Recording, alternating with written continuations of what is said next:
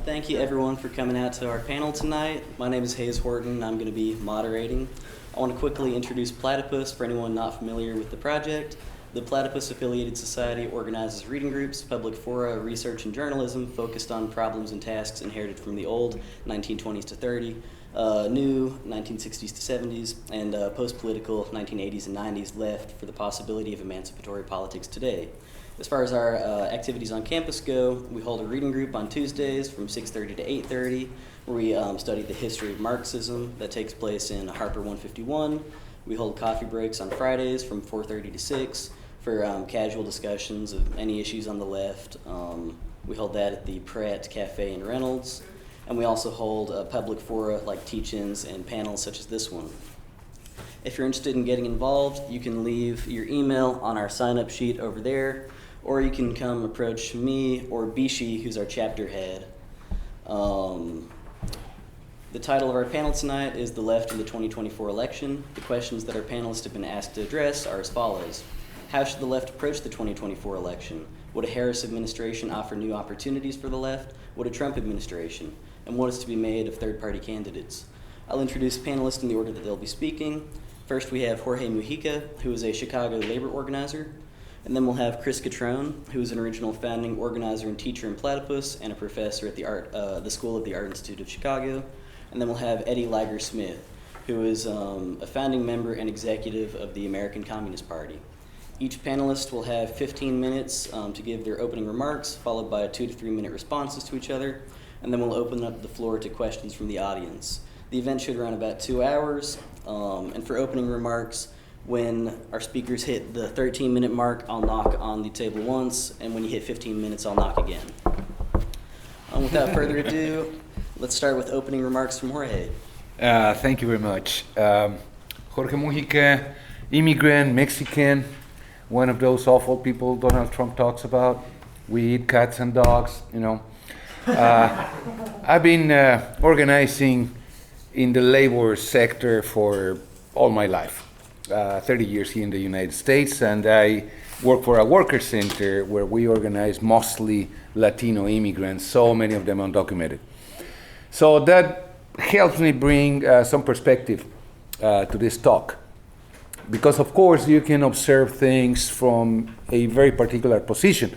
It's not the same thing to be a student in the University of Chicago than to be an El Milagro tortilleria worker earning minimum wage. So I get the benefit of getting that input and that perspective from the workers I organize with. I think your perspective on what to do, how to approach an election have to do definitely with context.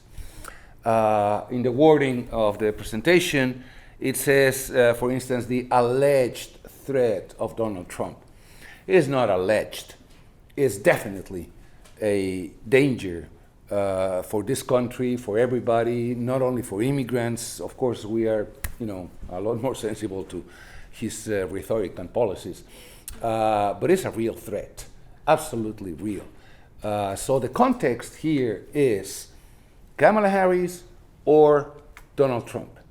Now, context is also, in Illinois, it's not even fun to vote because we know Democrats are going to win, period. So the fun is in Wisconsin, in Michigan, in Georgia, in Pennsylvania, etc. That's because how the system is, how the system works, the famous electoral college, etc., etc., etc. So we can talk here about anything we want, and we can vote here in Illinois for anything we want, and it's not going to change the result at all.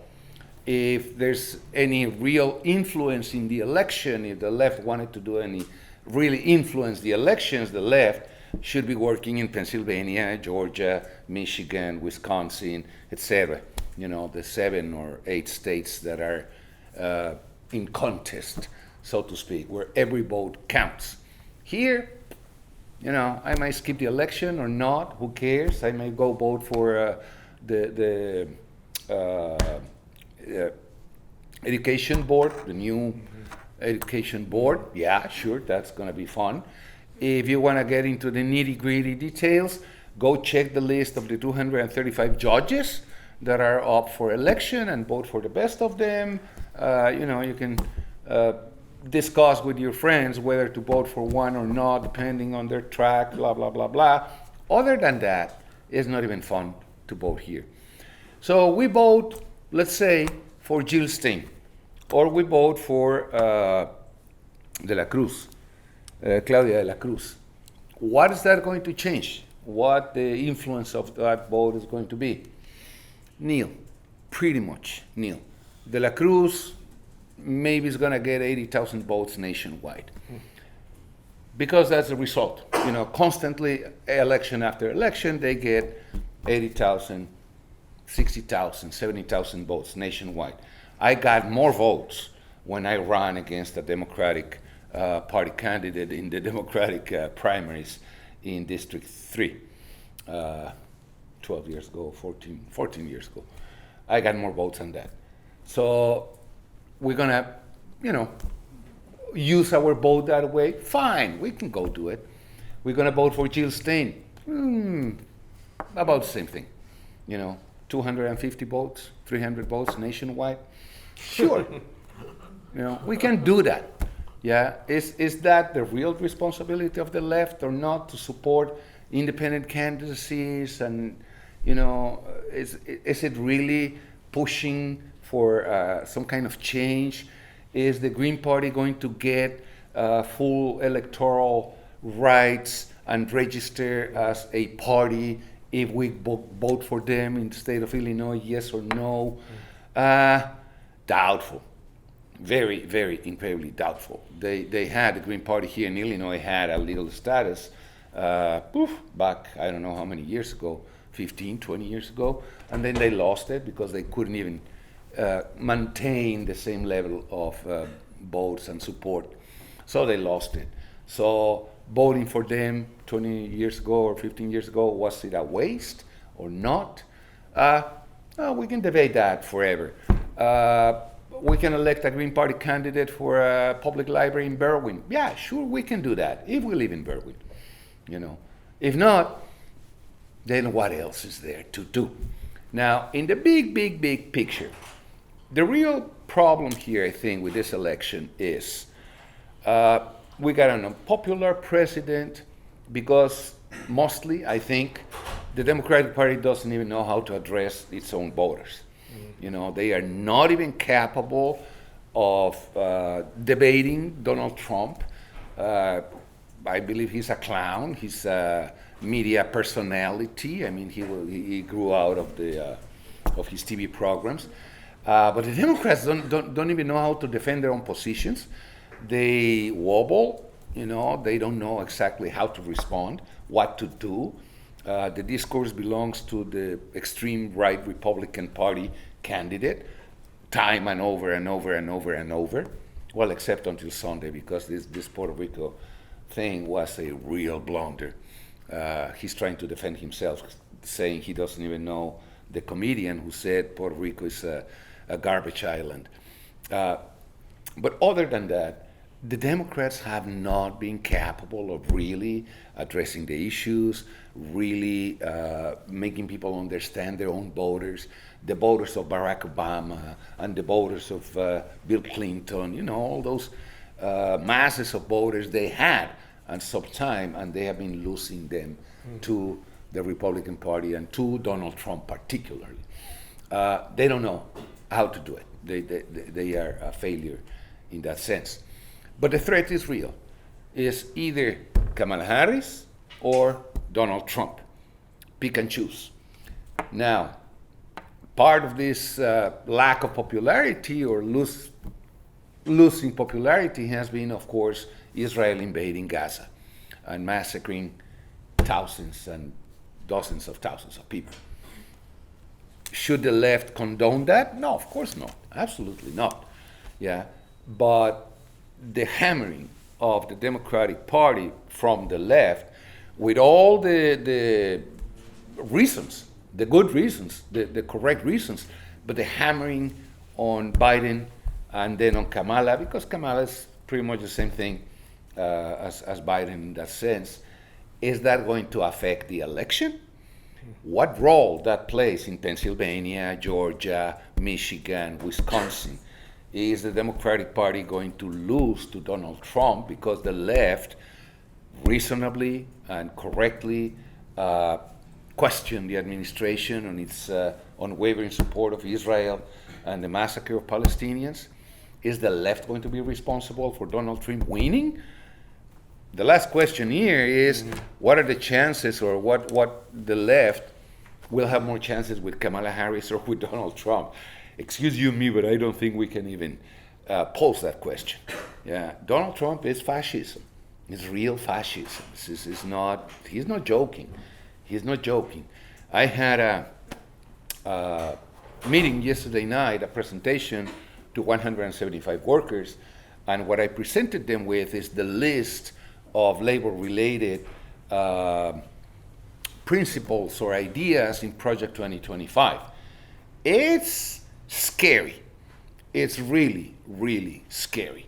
No labor unions anymore, no right to organize labor unions, firing labor organizers without any consideration, no protection for workers in concerted protected activities, firing strikers left and right, who cares what they are doing, they're gonna be fired, replaced permanently. It's really scary. I mean, we survived a first Donald Trump presidency. I think it was a sort of fluke. He, despite boasting that he had the best people, in his cabinet and his administration, he didn't. He had a lot of crazies that he started firing pretty much right after he named them. But now it's not the same thing. I think 8 years later, Donald Trump has a team, or there is a team around Donald Trump that is really serious on what they are thinking. Is real. If they talk about mass deportations, they mean it. They mean it. No, they cannot deport 11 million people on the first day, as Donald Trump says. Of course they can't. But in 1, 2, 3 years, they can deport 3, 4, 5 million people. Barack Obama deported 3 million people. So Donald Trump could deport 5 or 6 million people. Yeah, well, that's for us, that's incredibly scary. Yeah, we cannot allow that to happen. So for the last 4 years, despite all problems with the Democratic Party presidency, we have thrived in the labor movement. We have thrived in the immigration movement in so many fields because of administrative policies. Nothing to do in the legislature. It's impossible to pass any good law. But administrative policies have been beneficial to the immigrant community, to the labor community, in the most part. There's a couple of flukes and stupid things there, but nevertheless, the overall it's been sensibly good. Going under a Trump presidency would mean we go to the defensive. We're going to start, changing routes completely and start defending ourselves instead of being on the offensive, organizing workers. We're going to have to start defending those previously organized workers from the attacks of the administration. It's not going to be nice. We know that. Cancellation of TPS, cancellation of DACA, the Dreamers program, cancellation of DALE, the Deferred Action for Labor Enforcement workers. All those administrative things the Biden administration did are going to be undone by Donald Trump on day 1 or 2 or 3 or 4, because they've been planning on this for the longest time. Project 2025 is not, something somebody woke up one morning and said, hey, let's do this. No, it's a real plan. And they have the means to instrument many of those policies. They have the means to implement those policies, and they are scary. If you have not, take a good look at Project 2025. Yeah, if they do 50% of them, we're gonna be, we're gonna go down the drain. So what's the left gonna do? Again, I tell you, in Illinois, we can do anything we want. We can have fun with our vote. We can do anything we want, really. But the national perspective is not that good. Should we keep hammering Kamala Harris? Yeah, of course we should. You know, this is genocide in Gaza. Of course it is. But if criticizing them means giving a 1-point lead to Donald Trump, we really have to consider it about it. Finally, Donald Trump is the guy who moved the U.S. Embassy to Jerusalem. So why don't we criticize Donald Trump instead of just hammering the Democrats? They deserve the hammering? Yeah, of course they do. But why don't we hammer a lot more Donald Trump than we hammer the Democrats? I think that's the big picture. Thank you. Cool. All right. Why I want Kamala to win? I don't want to be a target. If Trump wins, cisgender straight white males will be blamed, perhaps also gay ones like me. We have had 8 years of attempted re-education of the population to try to prevent the election of anyone like Trump ever again. School children have been told in no uncertain terms that they are guilty for our bad, bad society. Trump paints a target on me. Evidently, cisgender straight white males are the largest market for masochism. They are gluttons for punishment, also for sadism, at least in fantasy. But I'm not so privileged. It's a turnoff, actually, but evidently it turns on so much of politics. 8 years of Trump is enough. 12 might be too much. I have tried to make it into a teachable moment, but if no one has learned by now, they never will. I am not that much of a masochist. There was a viral video early on titled, "Stop Making Me Defend Donald Trump." I am frankly sick of still having to do so, not defending Trump, but defending the truth against Democratic Party and mainstream established Republican lies. As I said earlier this year, if you were in the right, you shouldn't have to lie. And they have lied about Trump. I have tried to take Trump as expressing the historical crisis of neoliberalism and potential change in capitalism. I've written entire books about it. A learning opportunity. Evidently, it's not over yet. If Trump wins, we could have 8 more years after him of J.D. Vance. If Kamala wins, we nip that all in the bud, don't we? If Trump is stopped, that's the end of Trumpism, isn't it? But won't Trumpism continue after Trump? Might it be Vance in 4 years for another 8 after all? Who knows? Both are betting on it. One has hope, the other has fear. One of the candidates is lying more than the other. They're both lying. But in one case, I might want the lies to be true, not in the other case. They blame Trump for COVID.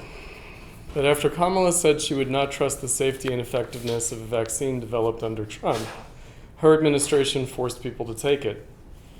Both the epidemic and the suffering caused by the measures supposed to prevent it increased immeasurably under Biden and Kamala. They also censored any dissent from it. They called this trusting the science and denied any evidence to the contrary. Anthony Fauci came out of retirement last time to preach shots and masks after getting COVID this year, before falling to a mosquito carrying the West Nile virus. Kamala is going to build that wall. Do I want that? No. But it might be an inevitability. After all, it started out as a Democrat promise in the Clinton era, contra Republican neoliberal open borders policy. As late as 2019, Bernie himself said that open borders is not a policy of the left, because it undermines workers and strengthens capitalists. But I hope she's lying about that just to get elected, due to the unpopularity of recent events. Democratic Party New York City Mayor Eric Adams was targeted for prosecution after he criticized the Biden administration's immigration policies. But I don't mind the hundreds of Venezuelans and Haitians sheltered in my neighborhood. They actually make me feel more at home amidst all the rich white people. They are here to join the working class, part of any potential future for socialism in the US. Perhaps the Democrats have let enough people in already, so that now they want to close the door again. Kamala is running for president as a prosecutor. Do I support that? No. But there has been a reversal from the promise of criminal justice reform just a few years ago under Trump, when Kamala encouraged to defund the police, protesters, and rioters, to a more law and order policing mindset, with Trump cast by her as the very quintessence of criminality. But he markets his mugshot grinningly.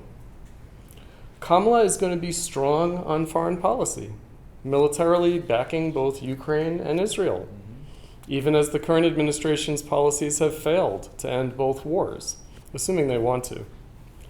They've trapped Putin in Ukraine and are trying to bleed him dry. And the US is not going to stand in the way of getting rid of Hamas and Hezbollah, especially since the latter are responsible for hundreds of dead Marines, albeit 40 years ago.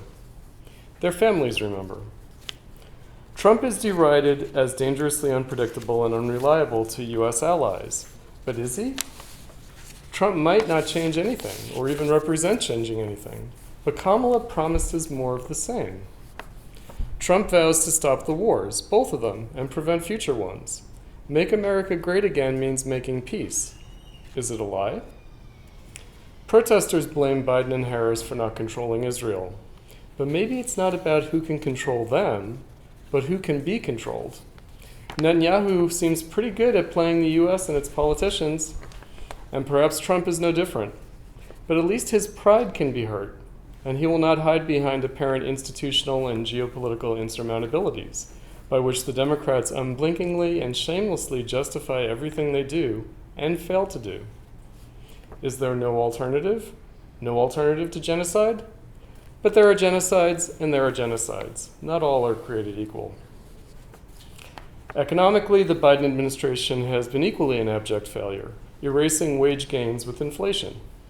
They claim Trump will raise inflation with his tariffs, which is kind of rich coming from them. Trump promises to lower inflation dramatically, specifically by driving down energy costs through supporting fossil fuel production and use. But Kamala says proudly that the U.S. is drilling and pumping oil and gas at levels higher than in Trump's first term. Not that the Democrats want to bring prices down. No, they want to lower consumption, at least by the working class. People will adapt or die. Kamala claims that Trump will destroy Obamacare and wreck the already strained U.S. health care system.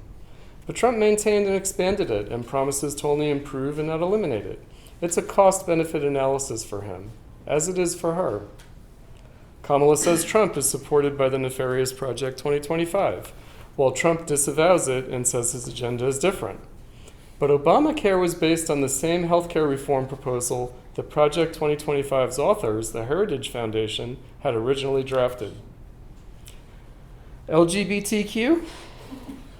But this is a fraud issue, even in the community. There are many divisions and conflicts which the Democrats suppress and pretend don't exist, so to hold their voting constituency together, and which Trump is happy to leave alone, apart from some common sense conservatism. He criticized DeSantis for going after Disney on gender. When he was president, he even proudly held up a rainbow flag, albeit upside down. But in the meantime, that flag has been replaced. By what exactly, no one knows. Have I left anything out? Oh yeah, climate change. But no one wants to hear about that, not when blowing up Nord Stream 2 released more methane into the atmosphere than anything else on record. Not when not only the US, but the world depends on American economic recovery. I grew up in the 1970s and have heard it all before about environmental catastrophe and capitalism. As back then, it is still now an expression of pessimism and nihilism, appropriate to the political times. I represent the cause of socialism and Marxism. My interest is not in this election or any other in capitalist politics, but in the task of educating young people in the need to change the world. To do this takes time and energy, and incredible patience and resilience, which can be tested and even broken, not by long, hard struggle, but by silliness and stupidity. What Trump has unleashed in response to him has been stupid and silly, and yet it is in deadly earnest. Trump derangement syndrome is a reality I can attest to from personal experience. Trump has made not himself, but his opponents farcical, and yet it is all taken very seriously. They are ugly, not amusing. Clowns can be frightening, especially sadistic clowns, but which ones and how?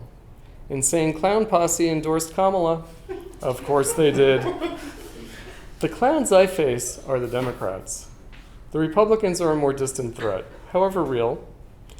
Yet I have to go unnoticed by the Democrat clowns and avoid attracting their attention while living under their noses. I've lived in Chicago my entire adult life, the town of John Wayne Gacy.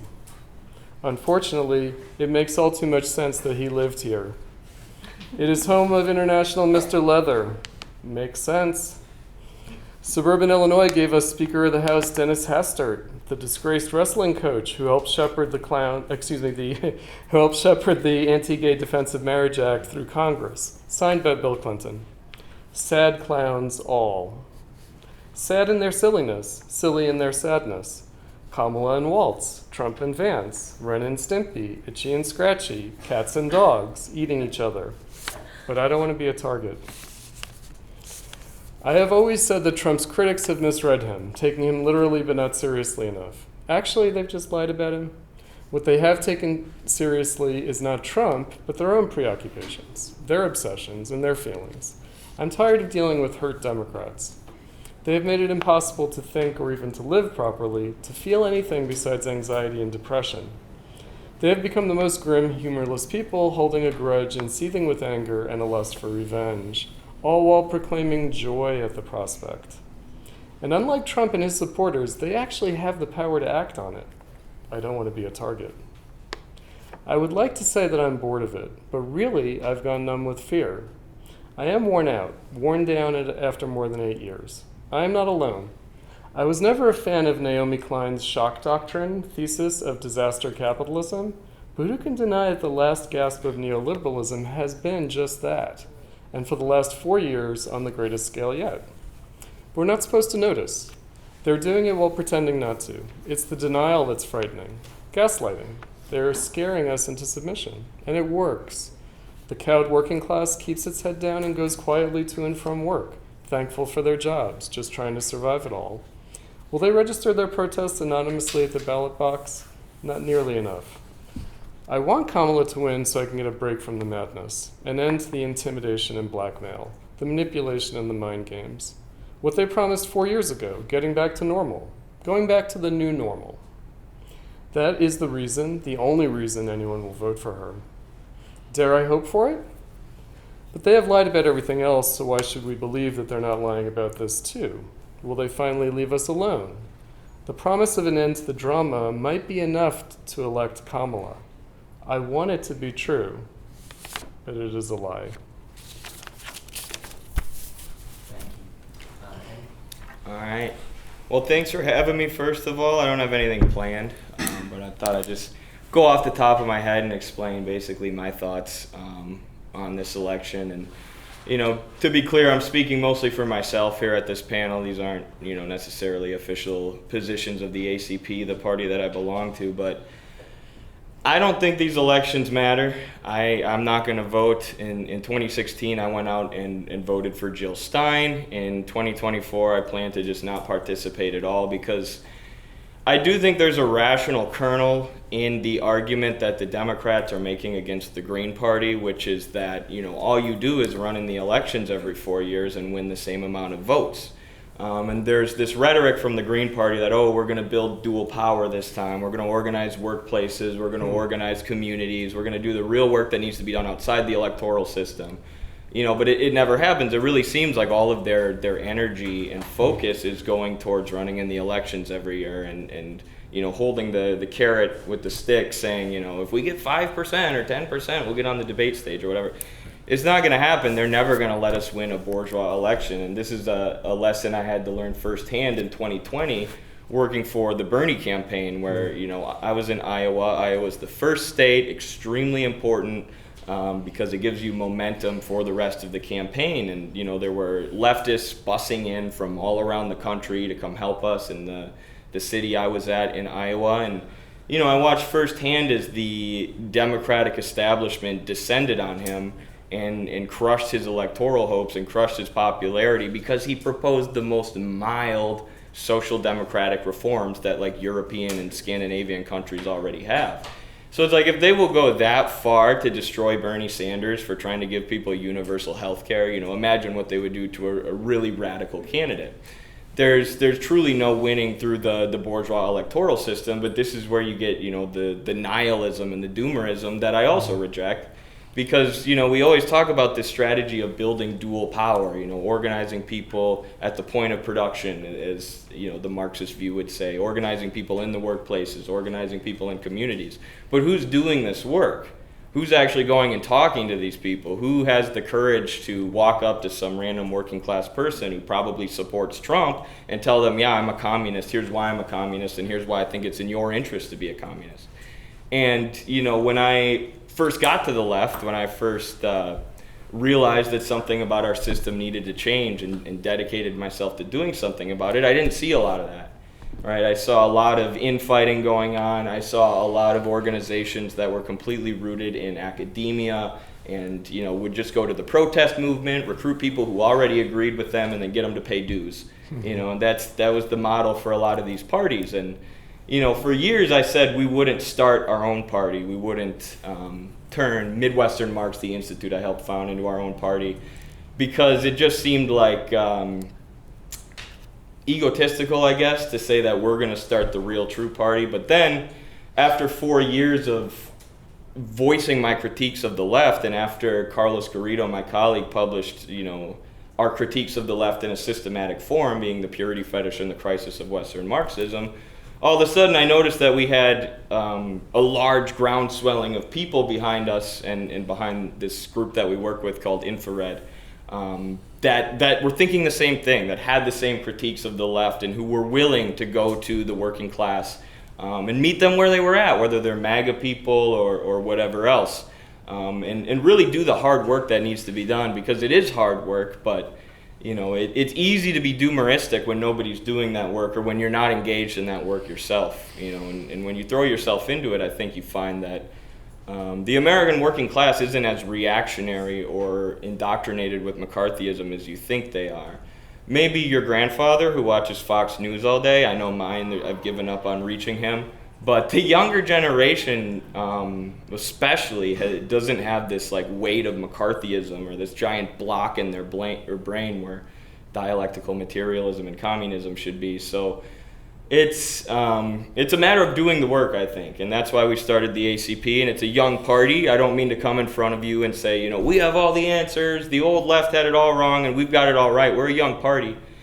But I do think we're on the right track, and I'm really excited for our labor policy to roll out soon, and the things that I've been working on and my friend Kyle here has been working on in terms of meeting workers where they're at the point of production in some of the major heavy blue-collar industries in this country. Because again, I've heard the argument so many times that we as leftists are too rooted in the university movement and too rooted in the protest movement. We got to go to the blue-collar workers. But who the hell's doing it?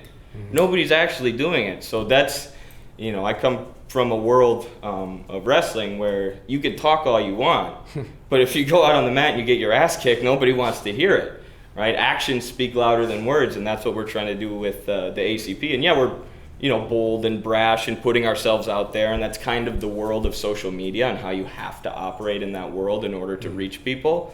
But more than anything, we're trying to do the real work of reaching communities and reaching workplaces, which, to bring this back to the election, that's where I think our focus should be.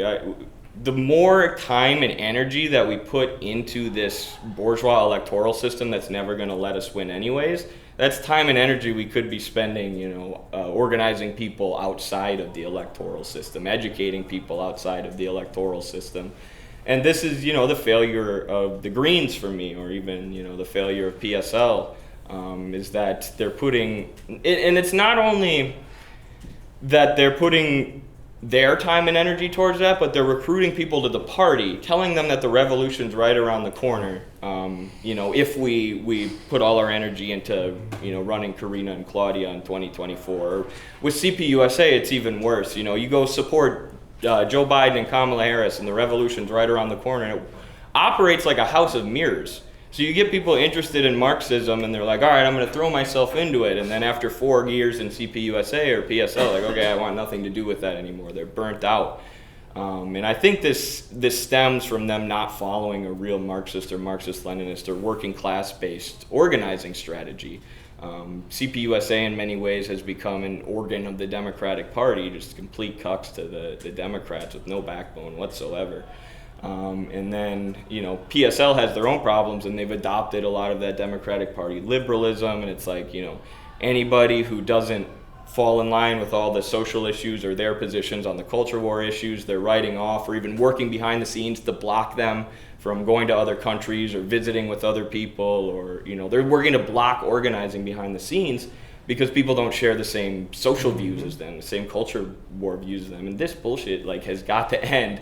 This is not going to get us anywhere. And if any working class person who sees that is not going to want to be a part of it, to be honest. Let me check my notes here to see if I have anything else that I want to hit. Oh yeah, I want to say that the Democrats and the Republicans too, people like to say they're the same thing. Mm-hmm. They're not the same thing, but they serve the same system. They serve a different function though. So people will often say, the Democrats are better, look at their rhetoric. And it's like, that's the point. The Democrats' point is to have people like Bernie and AOC who take people who want to be socialists and filter them into the Democrats so they don't actually do shit to change the system.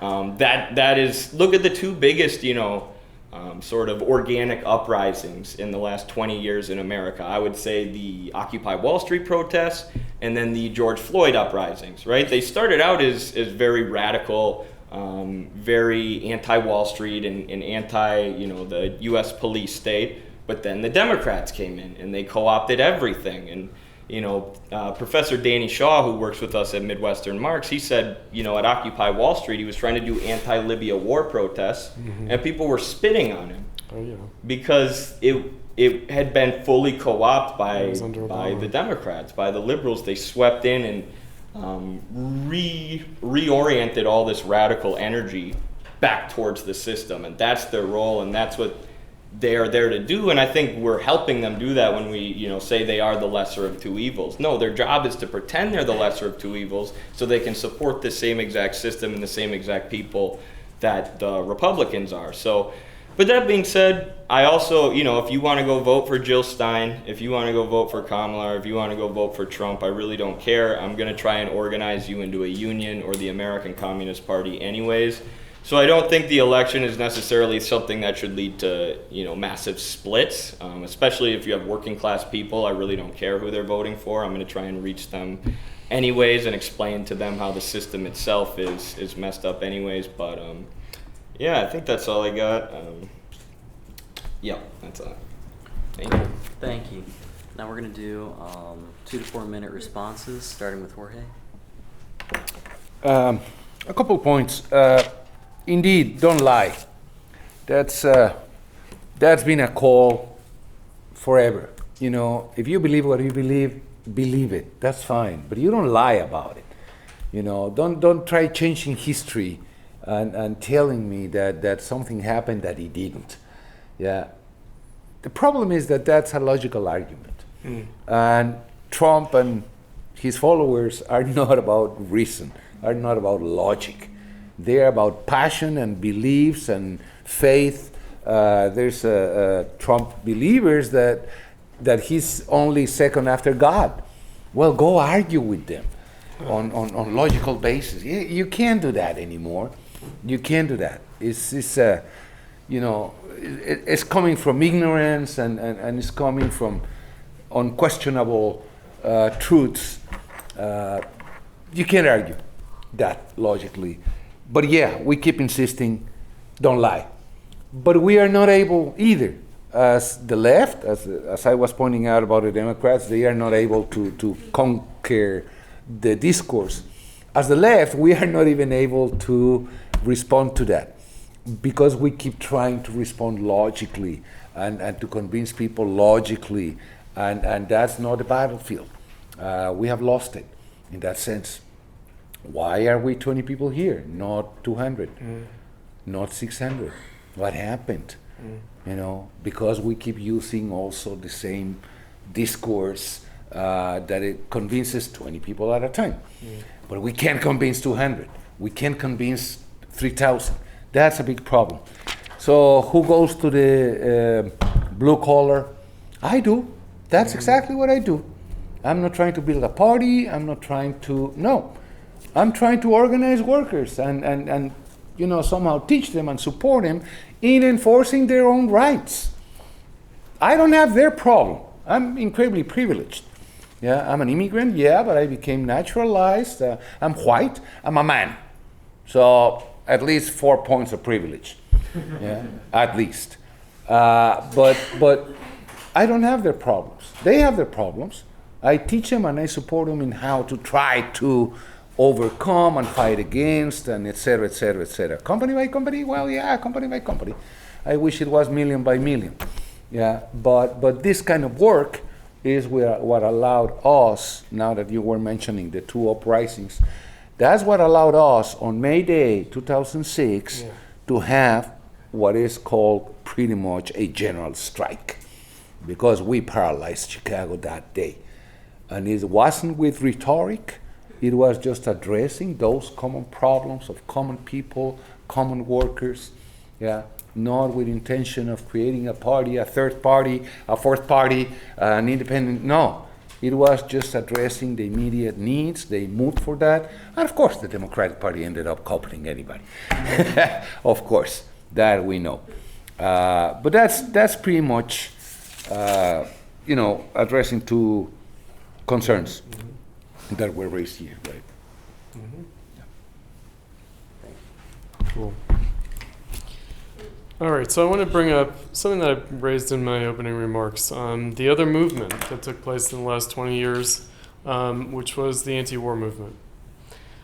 There was an anti-war movement during the War on Terror, and I would dare say, and actually this was at least statistically studied, if you wanted to know which counties would vote for Trump in 2016, the most reliable indicator were the counties most impacted by the war. So it was where people and their families, the veterans and their families in the War on Terror.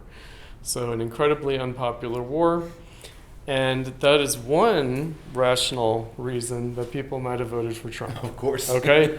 And as Trump always likes to say, he was running as a Republican, not as a Democrat, because it would have been impossible for him to run as a Democrat. And so running as a Republican, of course, he has to appeal to their base. And he says he would do it differently if he was running as a Democrat. He wanted to accomplish a couple of things. He wanted to renegotiate the trade environment unilaterally rather than through multilateral things like the TPP, etc. And he wanted to end the wars, right? So, and that's one of the reasons why the establishment was so hostile to him and are still hostile to him. And it's his anti-war perspective on things like Ukraine, but also he promises to end the war in Gaza and in the Middle East more generally. He wanted to make a deal with Iran. He didn't want to bomb Iran.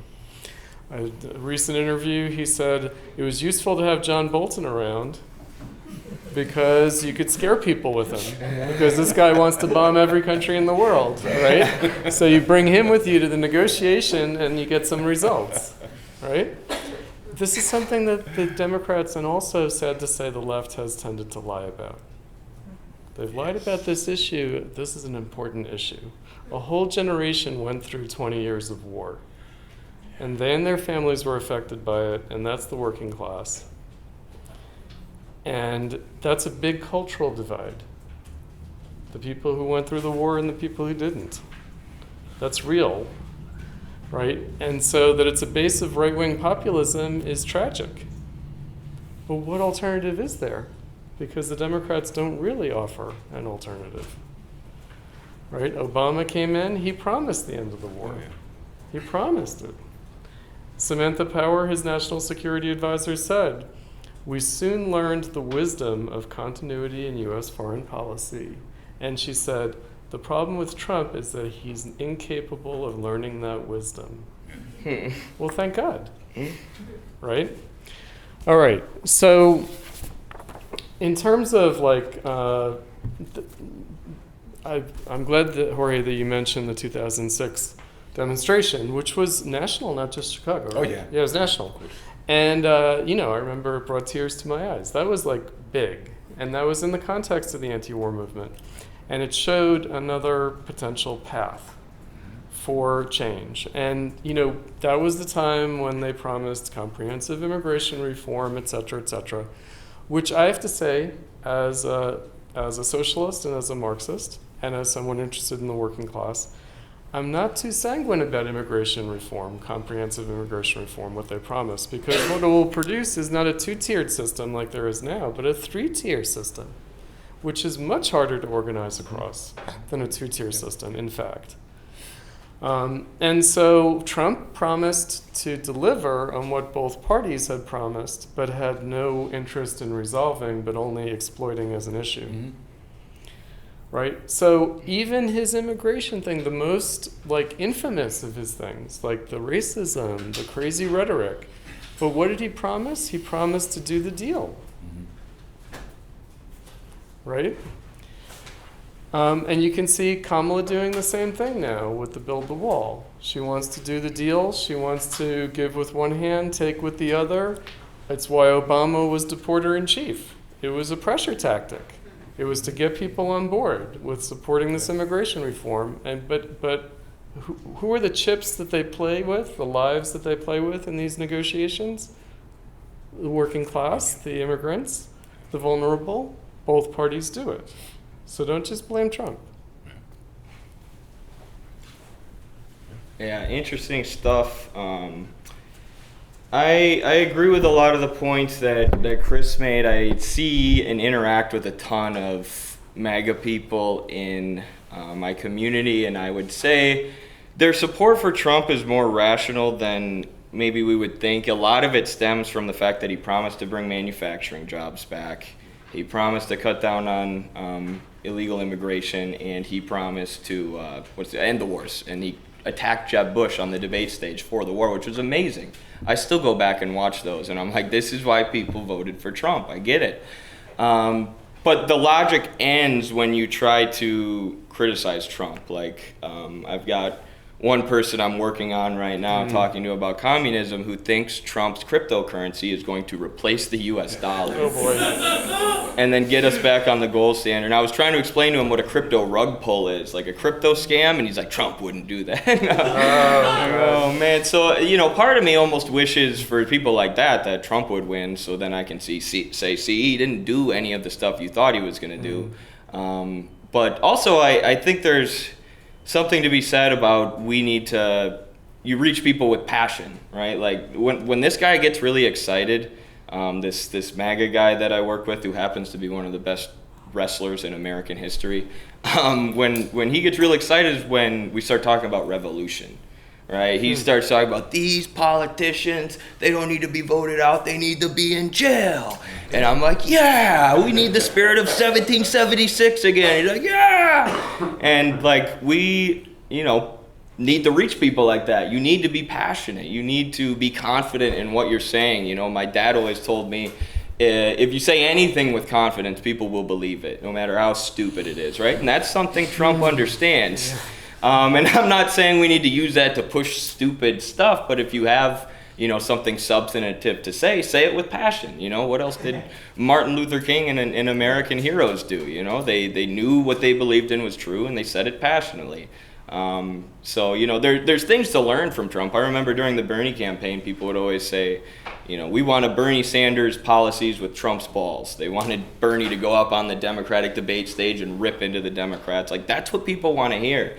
They don't want, well, would you please allow us to tax the rich a little bit to pay for health care, Kamala, please. They don't want to hear that. For a second.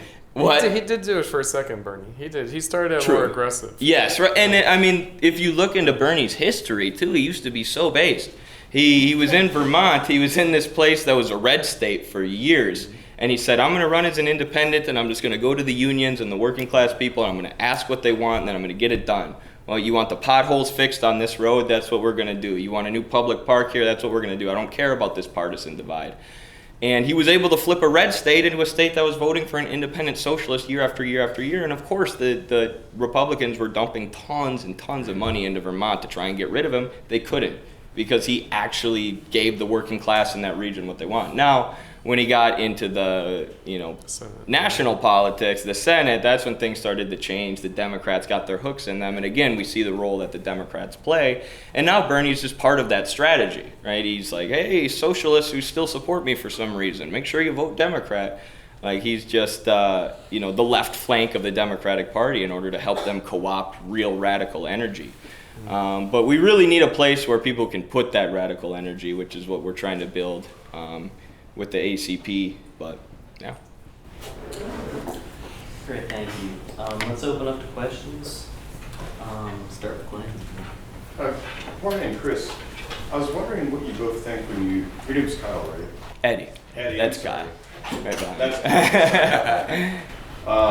I'm wondering what you both think when you hear Eddie talk, because in a lot of ways, I've spent a lot of time around the SWP, and it seems like sometimes when I hear Eddie talk, it kind of sounds like I'm listening to the SWP. Obviously, they have like a whole different ideological history, but they do seem to there seems to be a kind of connection to, we need to go to the workers, like rank and file strategy, such and such and such. And I was wondering, since you both are older, if you kind of recognize something of the past in what Eddie's saying, even though it also seems to be very like future forward. I was wondering just like, what's both of your responses to Eddie? Putting us on the spot.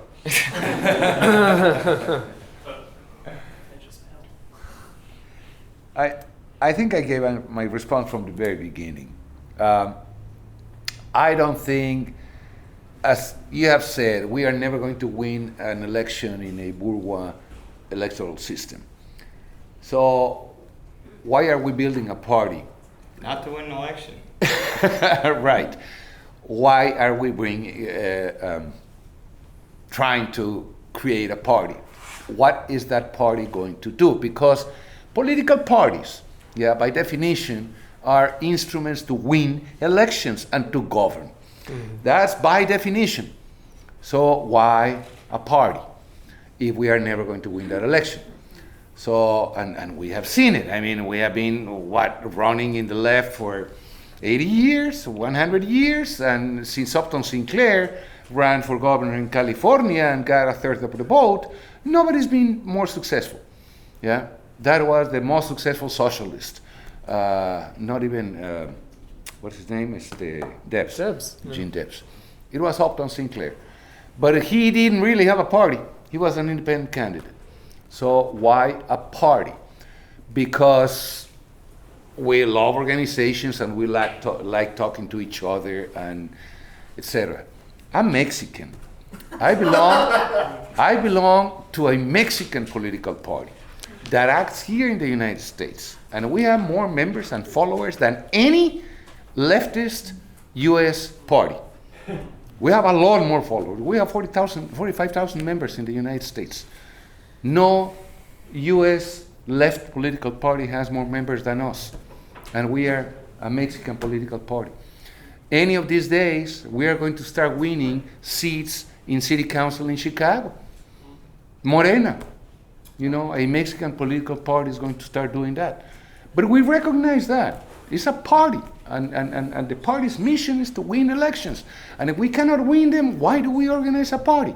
That's a big, big, big conundrum. Yeah, we need an organization. Yes, of course we need an organization. Why does it have to be a party? Why are we not part of the mass movements, that are out there, right out there, in an organized fashion? Yeah, sure. Yeah, but why trying to build a party instead of going out and participating in the mass movements that surround us? Why it has to be a party? Can I respond?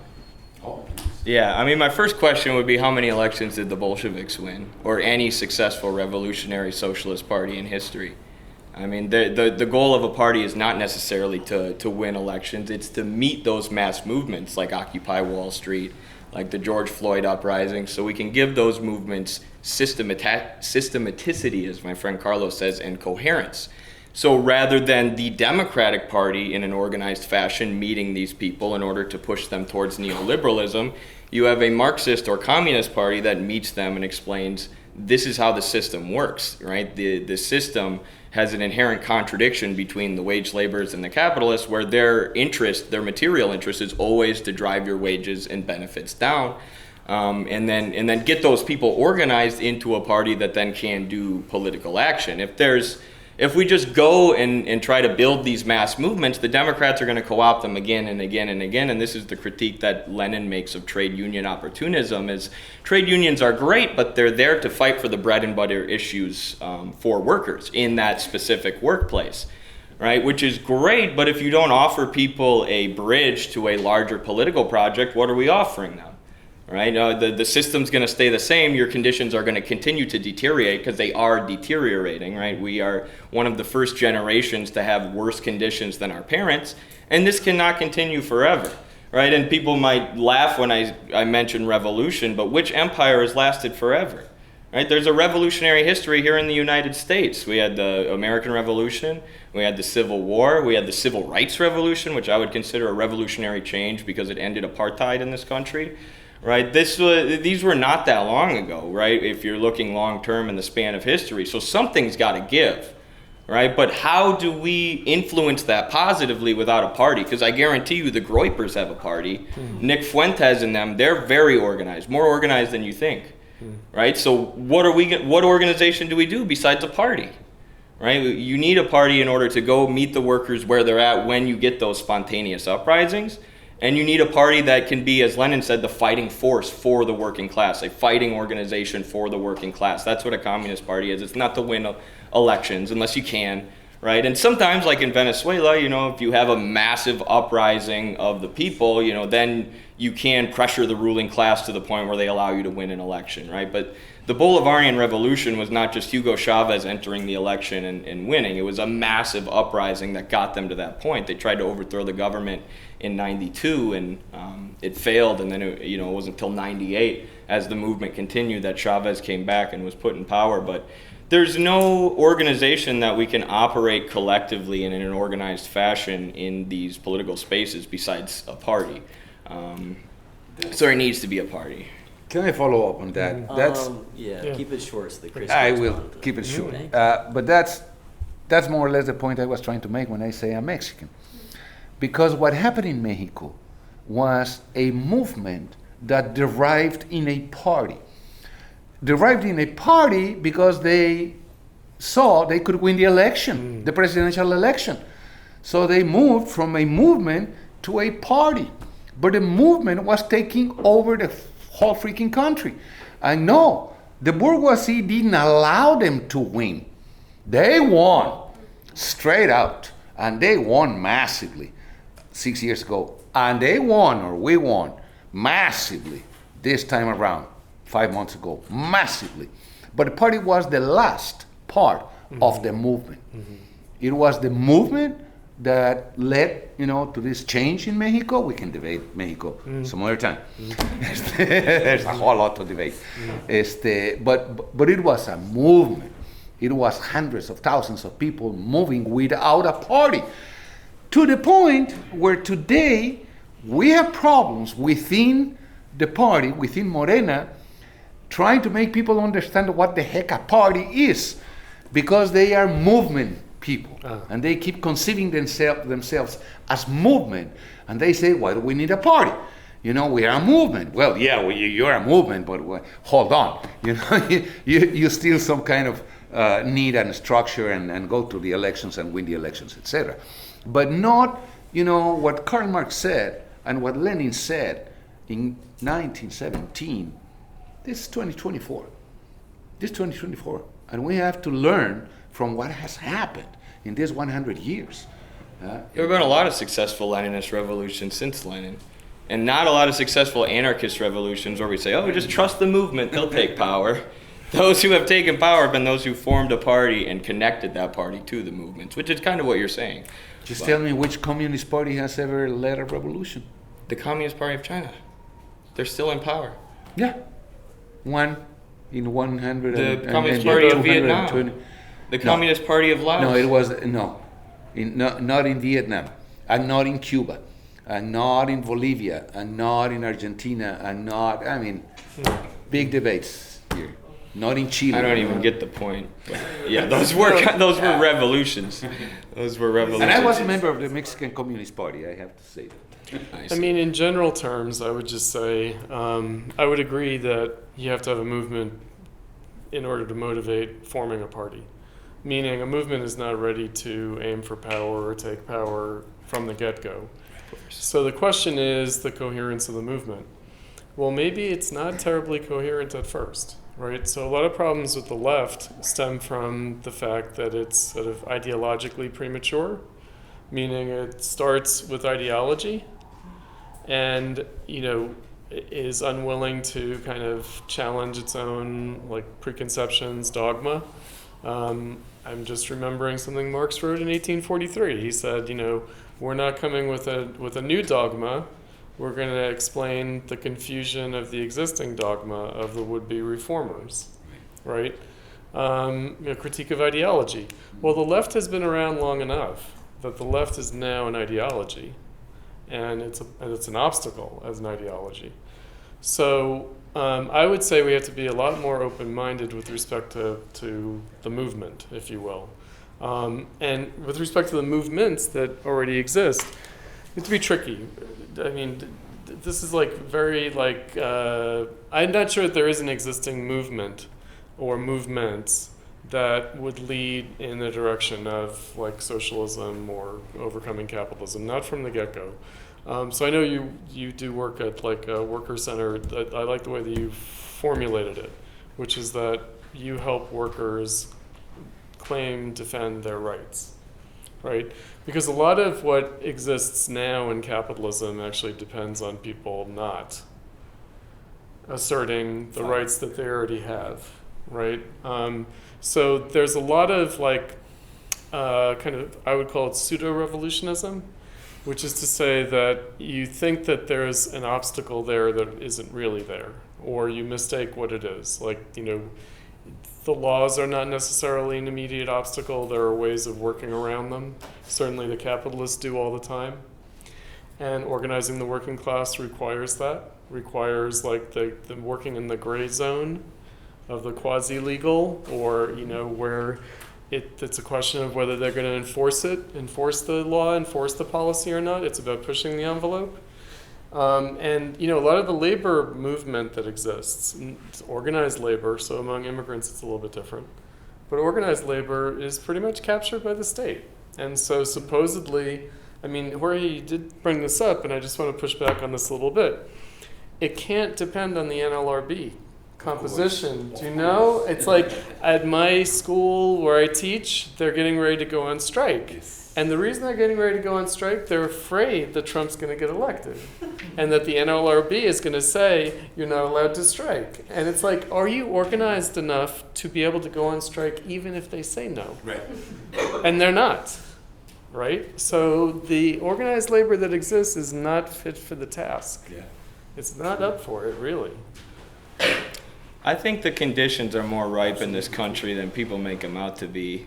17% of people think Congress is doing a good job, and 19% of them trust the media. And it's okay, how do we get those people organized then? You bring up Cuba and how there wasn't a need for the party in Cuba, and I've made this point too. The party in Cuba hated Che Guevara, but we can't just go to the agricultural workers and give them guns and start taking on the U.S. government. That we need to operate politically somehow and have some kind of vehicle to reach people and to show people the failures of the unions, which is what the Bolsheviks did so successfully, showing working with the unions and saying, yeah, they fight for bread and butter issues, but we need a larger transformative political project. I think the only vehicle to do that in America is a party, unless you just want to be a lonely anarchist. I think we should open up to more questions. Brad? My question was for Chris, right?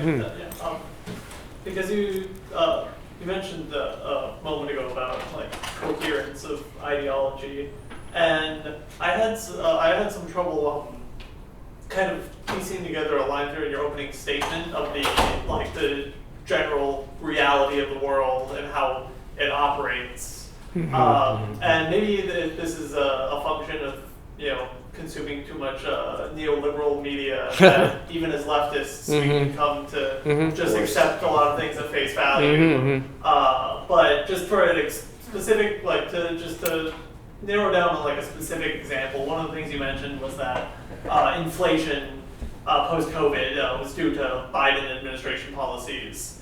And I'm just wondering, like, where, because that is a point that is made by the right often, and I suppose the left just kind of accepts the liberal claim that inflation was better in the United States than in other countries, and that it was caused by a global economic shock from post-pandemic. And it's like, and we might analyze that as just a problem of capitalism, not a problem of a specific administration. So what would you say is the reason why you would pin that more on the Democratic administration? Oh, all right. Not necessarily, right? So, I mean, the inflation thing is very complicated. There are a number of factors. And in many ways, they deferred inflation for a long time after the Great Recession. So it was going to come anyway. And I think when Trump ran in 2016, he even floated the idea of using inflation to inflate away the debt. And the establishment was like, this guy's crazy. But, there might be a point to it. So inflation probably was going to come anyway, and it was due to the COVID shock. However, they're going to claim credit for the good stuff and deny blame for the bad stuff. And the other side is going to blame them for the bad stuff and deny them credit for the good stuff. Both parties do that. So, it's a question. It's a question. And basically, they've just decided that Trump's going to be more inflationary than them. They gave, supply chains? The Ukraine war was a factor. At a global scale. So that's a good point, because I did want to say something about the overall situation. So obviously a U.S. election is very important at a global scale. If they can choose different policies, it has consequences, wars. But looking at it from the standpoint of the U.S., we can lose sight of some things, which is the greatest wealth transfer upwards that has ever occurred in history has taken place since the Great Recession. It's also taken place very particularly after COVID. Now, that has not been a redistribution of wealth from the working class to the ruling class. It's been a redistribution from the middle class to the ruling class. It's been a destruction of the middle class. And it has been huge. And that's a lot of also where Trump's support or the discontent with the economy is coming from. So with capitalist politics, you're dealing with cross-class electoral coalitions, right? You're basically talking about how do different factions in the ruling class get support from the middle class and the working class. That's what it's really all about, because they have to win votes, they have to win elections, and both parties depend on the working class sitting out the election to a large degree. Right? They don't actually want to appeal to the working class too much, because that means they would depend on the working class to continue to win re-election.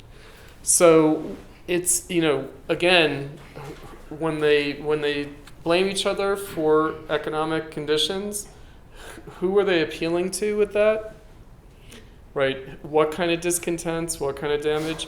So all that I brought up was, because I know that the Democrats also claim Biden's the most progressive president maybe ever, since LBJ, maybe since FDR, and they point to certain things like expansion of benefits, expansion of better conditions for workers to organize. They also point to wage gains, but the wage gains have been erased by the inflation, so it's not really a wage gain.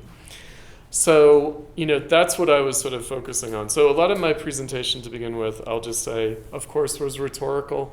I mean, obviously, it was rhetorical. I wasn't offering any analysis, right? But I was bringing up some things that get lost in the shuffle, right? And that will actually be informing the outcome of the election. People do remember. They do remember being unhappy with the COVID restrictions.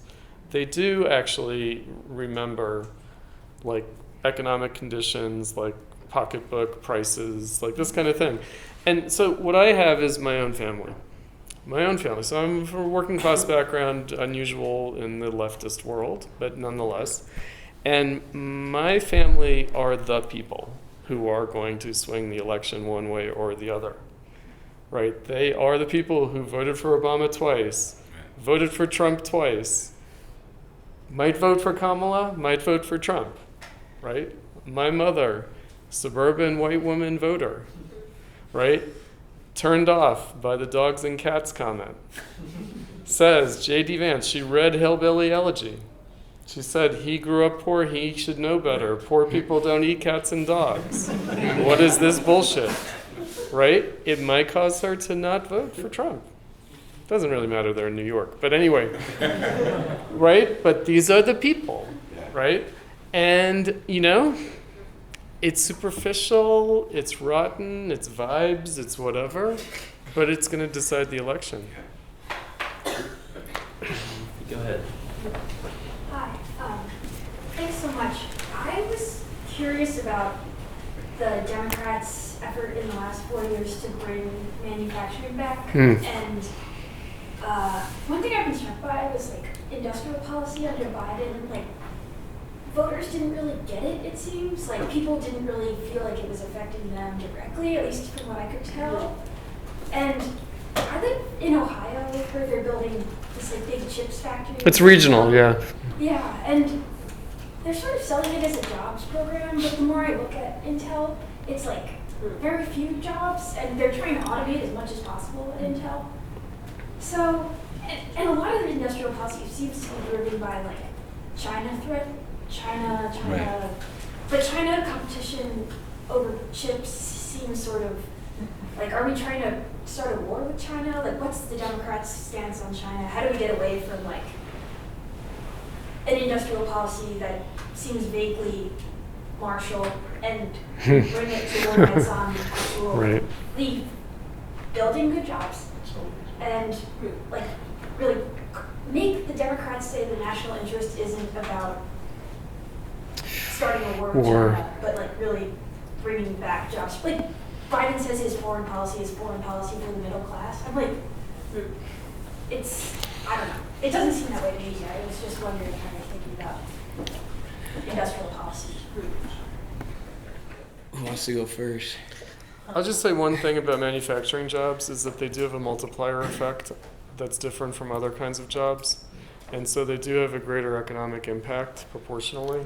And so even if they're not bringing them back in like very large numbers, it does have some effect. But of course, the reasons, the motivations, and also how it's done, of course, the details.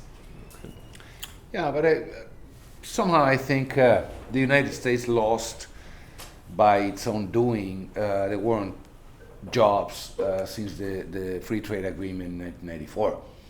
You know, it was a tacit acceptance. Thank you. Acceptance that we don't do industry in this country. Mm-hmm. You know, you go do it wherever you do it, whether it's in Honduras or even in China. Who cares? We don't do it anymore. We are a service economy and blah blah blah and so on. So we keep talking about, but then we refer to make America great again. Yeah, because my father was an industrial worker and he was the only one working in the family and he bought a house and he had a car. And we went through education just based on one job with good salaries. And that's the great America they want back. It's not possible. It's not going to be possible. I think it's discourse more than anything else. You know, if you can build an airplane in Mexico, you will build it in Mexico because it's cheaper, period. Yeah, we are not going to convince anybody to bring it back here. And at the same time, you're hyper-technology, whatever the word is, making a whole lot more technological, simple jobs. You go to McDonald's and there's this gigantic screen where you can, order your food instead of talking to a person. Yeah, so technology is invading the workplace. Of course, technology is never going to substitute humans. Never. I mean, Robert Owen opened his mill on January 1st of the year 1800, and there are still jobs. You know, mechanization didn't do away with jobs. There's always going to be some kind of jobs. But they are introducing technology and more technology in every simple workplace. That affects people. Of course, that affects people. But there's always jobs available too. It's just a different kind of job. So that's a dislocation of the dream of having a big industrial job here. Let's build 3 times more cars in the United States. I don't think so. Yeah, I support reindustrialization 100% and the bringing back of manufacturing jobs to America and emphasizing producing things here. And I think it's impossible to get the Democrats to accept that position. And the reason why is because both they and the Republicans are controlled by finance capital, which is, I think, separate from industrial capital. So in Marx's time, the most powerful people in the society were factory owners. They were manufacturers, industrial capitalists. But since that time, the credit system has developed and concentrated an incredible amount to the point where we have a global financial system with the IMF and the World Bank and all these Western financial institutions at the center. And Marx talks a lot about, in Volume 3, the difference between the accumulation of real capital and the accumulation of fictitious capital. And what we're doing in the U.S., or what our ruling class is doing in the U.S., is accumulating fictitious capital. They're accumulating paper money, which only has value because we socially give it value. It's not even attached to any kind of real commodity anymore since 1970. And you see this with the stock market, too. The stock market is nothing but basically a paper representation of the actual productive economy. And what do the people who run our economy do? They gamble with it. That's what speculation is, just gambling with the actual real economy. So those are the people who run society. They don't give a shit about manufacturing jobs or how things are going in the Midwest. They are just serving their donors who happen to be finance capitalists. And this is, one of the things that China understands, and Michael Hudson has a great article called U.S. Financial Capitalism, I think, or Financial Neoliberalism versus China's Industrial Socialism. They're just accumulating real capital. They're investing in manufacturing, in new factories, in industry, and this is why everything's made in China. Meanwhile, our ruling class is making their money off of rents and interest payments on debt. So it's just like, the cost of living is going up, the cost of renting is going up, all of us are drowning in some kind of debt. It's not just student debt, there's a million kinds. 60% of the country experiences medical debt. So this is all that the ruling class is doing is accumulating paper with no real value, as are real industrial jobs that actually produce the things that we value in society, or the things that the material things we value in society. Those are being outsourced to countries where they can drive the wages down. But how can we reshore them while competing on wages? Like, we can't just pay workers what they're paying to China. Like, how do we do this? I don't understand how. With a planned economy. Yeah. I mean, hold on. So the U.S. is still, like, with a very, a fraction of the population of China, still pretty much the same size economically as China. And the U.S. still has the highest per capita productivity workforce in the world. I think the highest purchasing power parity as well, given the size of the population. So I'm afraid that, like, a lot of my Marxist friends have oversold the idea that the real economy is destroyed and it's just paper. There is a real economy. And as I pointed out, the world actually depends on the U.S. economy doing well. It's not all Wall Street, right? It's not all, even England isn't all just the city of London, right? It's not like some kind of place where people park all their money in the world and that's the only reason why there's any money in the United States. That's not the case. It's a safe investment, right? Why do people buy treasury bills?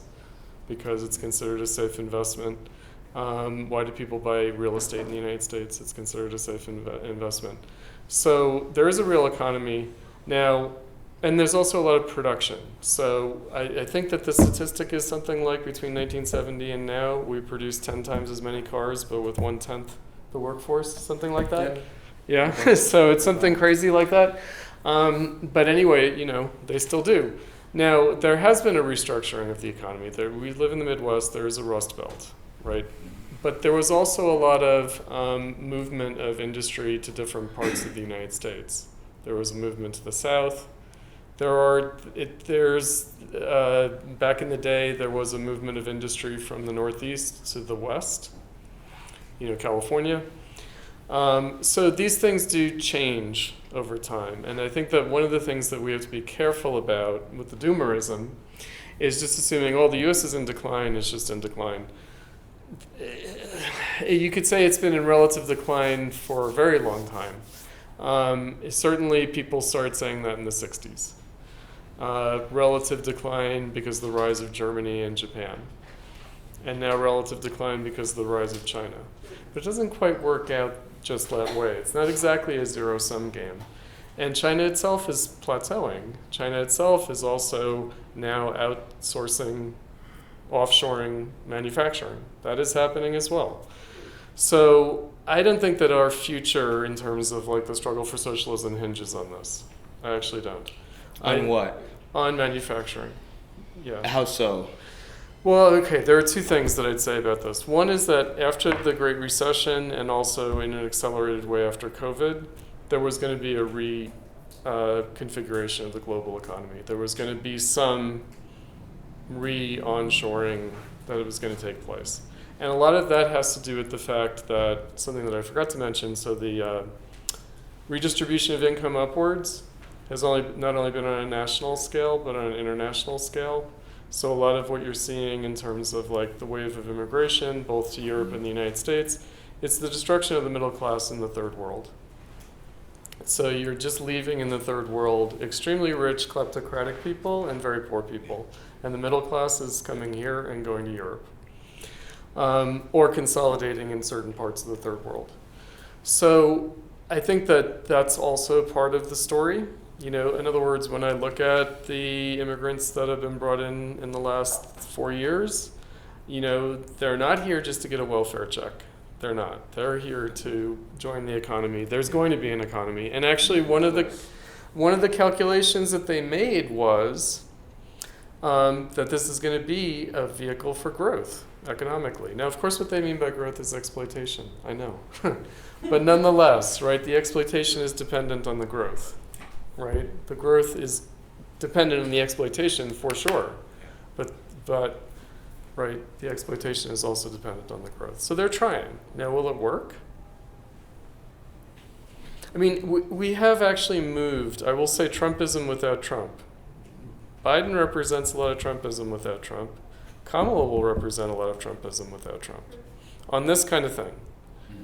Right, on this kind of thing. This is a post-neoliberal moment. It's not the growth patterns that they put in place in the 90s and starting earlier, starting in the 70s, but really had their chance in the 90s, have played out, and they have to try different things now. They have to change the strategy.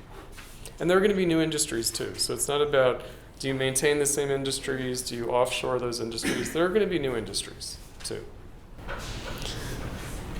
Ben? Yeah. It's interesting that there's a pretty clear baseline agreement among all three speakers that I think in some way, shape, or form, all three have basically said that, we, whatever that might mean, the left, socialists, the movement, and so on, are never going to win an election. Maybe that's more or less rhetorical, but of course, historically, there were socialists vying for candidacies. Whether that's instrumental or not, right? The Bolsheviks made decisions about whether or not to boycott the Duma, and so the point was legislative, elections. There's a function in saying that we're going to try to participate in government or not, even if it's not going to really realize, what the revolution would entail. That's not the same thing as government, though. Legislation, being a legislator, especially what they did, usually was, I don't know what your Morena people are going to do in city council, but you propagandize, you critique, you attack, right? And you vote no on everything, right? You oppose everything, you vote no on everything, but you give a reason, right? And so that's different from governing. That's Oh, go ahead, sorry. Yeah, I mean, just to make my question brief, I guess the point is that could there ever be a place for the left in bourgeois parliamentarism, or is that dead in the water? Has capitalism tightened its grip to the point where whatever was recognized as sort of latent there, even if inadequate, is that completely gone? Do we have to sort of work somewhere else? I think. And just one No, last you thing, get. 'cause Eddie, you even say like I was working on Midwestern Marx, and we reached this critical mass where it was like it's time for a party. Mm-hmm. I think Jorge is sort of pointing at this. Well, why is it time for a party? Mm-hmm. You know? Right, I thought of that too. It's like I had my hand forced where I had reached 300,000 people, and I had them begging me, what do I do? And it's like, well, I have no party where I know that they'll actually be put to good work. So why don't I get all the competent people I know, people who also have built an audience of young people who are excited to actually do something, and give them a vehicle to actually do something. It was like I don't want to call my social media posting a mass uprising, but I literally every day I have hundreds of people. What do I do? What do I do? What do I do to make a change? I need to give them some kind of a vehicle. It got to that point where I'm like, I can't tell these people, join CPUSA and do your best anymore. Like, there was too much energy and too many good, competent people who wanted to get stuff done. And now that's what I'm seeing firsthand with the hundreds of members that we have in the ACP is I can finally tell people to join something where I know they're going to be organizing workplaces. I know they're going to be organizing their communities. But to what you said, I do think like the Bolivarian Revolution in Venezuela or the MAS party in Bolivia, where there is a mass uprising and a connection of, whatever political party is running in the elections, they're deeply connected to the unions. Like when the coup on Evo was tried recently, the unions were able to shut the whole country down, right? We don't have the ability to do that yet in the US, but if you have that deep level of organization and the connection to a political party, like the connection between the workers and the party, if they feel that the party is actually a true political expression of what they think, then yeah, you actually can win an election, but it's through the mass movement. It's through the threat of being able to shut the economy down. And I would also argue, as a Marxist-Leninist myself, that those revolutions are incomplete. You still have, CIA-backed goons running around and starting riots and sabotaging the socialists in Venezuela, and you still have very similar things in Bolivia. And every time they try to have an election, there's these CIA goons who cause chaos and a U.S. propaganda effort against their country. And I don't know, from my perspective, I'm like, just arrest Juan Guaido. Quit letting him run around. So I would say that electoral strategy allowed them to get partial control of the state, but I would argue that more needs to be done. And in Venezuela, they even understood this. Like, that's why they created the National Assembly, and that's why they created more bodies where people could be more directly involved with the government. And that did change things, but 75% of the Venezuelan media is still owned by billionaire oligarchs who trash the socialist project all the time. It's like, dude, nationalize those. But Venezuela isn't the United States. Right. Is that applicable here? Yeah, it's a great question. It's almost like when you look at Latin America, we almost have like a bunch of different countries in the United States because there's different cultures everywhere, and it's a little bit different in countries like Venezuela that are smaller. Not to say they have all the same ethnicity or same culture across Venezuela, especially between urban and rural regions. The same divides that are here exist there, but we do have a unique situation in the U.S. where the culture in the Appalachian South is not the same as California. So you need a unique organizing strategy for each part of the country. Now, do I think those, different chapters in each party can be unified under one national body? Yes. But if you don't have some level of autonomy with those chapters, they're not going to be able to reach their specific communities. And that's something that I think is a unique challenge to us as American leftists or communists or socialists that a lot of countries didn't have. And also we're in the belly of the beast of the empire. Like they were just like, look what the U.S. is doing to us. Let's throw them out. For us, we have to show people what our country is doing to others and how it's actually not beneficial for us.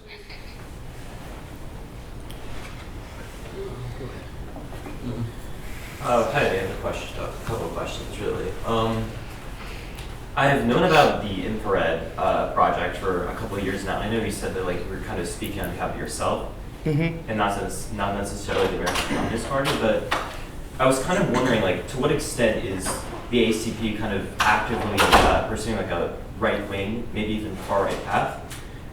Jackson Hinkle, for instance, he's been accused of being far right by some sources. I know he probably contests that. There was this one tweet that he made a while back, pretty recently actually, which said something along the lines of, you can never trust them, remember they killed Jesus, which was interpreted by many as being like pretty blatantly anti-Semitic. I know his response was something like, he was talking about like a force of injustice throughout history, and like he wasn't talking about Jews. He was talking about debtors was just what he said, yes. He said debtors? Yeah, like he's using the Michael Hudson argument, that is this, he had been reading Michael Hudson, this is what he told me, that a lot of the negative things throughout history have been perpetuated by debtors, people who make their money by loaning others money with interest. And that was what he was saying, or Michael Hudson makes the argument that it was the ruling class at the time who killed Jesus because he was a radical. So that's what Jackson said he was trying to say, is it's the financial institutions and it's the ruling class, the ruling economic class that killed Jesus. Whether you want to believe that or not, I don't know. That's an old Marxist argument. Kautsky wrote a whole book on it, like, but Jesus was a rebel. Here's the thing, and if you want, the ACP, if you think we're a right-wing party, I would say read our program, right? I would say read our program and tell me which policies in there are pro-worker and which ones are, quote-unquote right-wing. I don't think you'll find any right-wing policies in our program, but this again shows the importance of a party. Because you have someone like Jackson Hinkle who has 2.7 million people following him. 2.7 million largely Americans who are following this guy who calls himself a Marxist-Leninist. Now, Jackson gets a little bit individualistic and a little adventuristic and a little pandering to Trump supporters for my liking. He engages in some things that I haven't engaged in. And that's, part of the reason he has a massive following or whatever. But how is somebody like Jackson supposed to learn that if they don't have a party to correct them or to enforce discipline? And after that tweet, there was a discussion in the party where Jackson acknowledged how that tweet was interpreted by people and said he was going to avoid doing anything like that in the future. And that was, what we said about the party. Jackson will either, he can continue pursuing his own media career and leaning into, the grifter rhetoric, or he can become more disciplined and follow the party line and stay true to the working class and what we're trying to do as a party. So far, he's shown complete willingness and complete humility. He accepted his mistake anytime, a mistake has been brought up to him. We've seen a direct change in his behavior after that. So, I think a party is the perfect mechanism to take someone like Jackson Hinkle and help forge them into a real force who can utilize and mobilize that massive audience that he has that so many of us on the left have been completely unable to garner. I mean, if I might say... No, it's going to turn into a Jackson conversation. No, it's not. No, it's going to turn into a podcasting conversation, which is that this is not the way to build a movement. It really isn't. Meaning, there's something inherent in the form that having an audience is maybe contrary to the way you have to appeal to people to organize them. Right? Because being an audience of like podcasting, you're basically a consumer of like a cultural commodity, of like an aesthetic style. And indeed, what I mentioned earlier about it being a little bit premature. It's premature because, in fact, to get a real movement going, you need people who have different styles, who have different tastes, who are not going to agree at that level of an aesthetic. You're going to need really to cut across the existing cultural divides that exist and that the capitalist parties, play up to. I mean, we are living in a kind of like market commodity form of politics.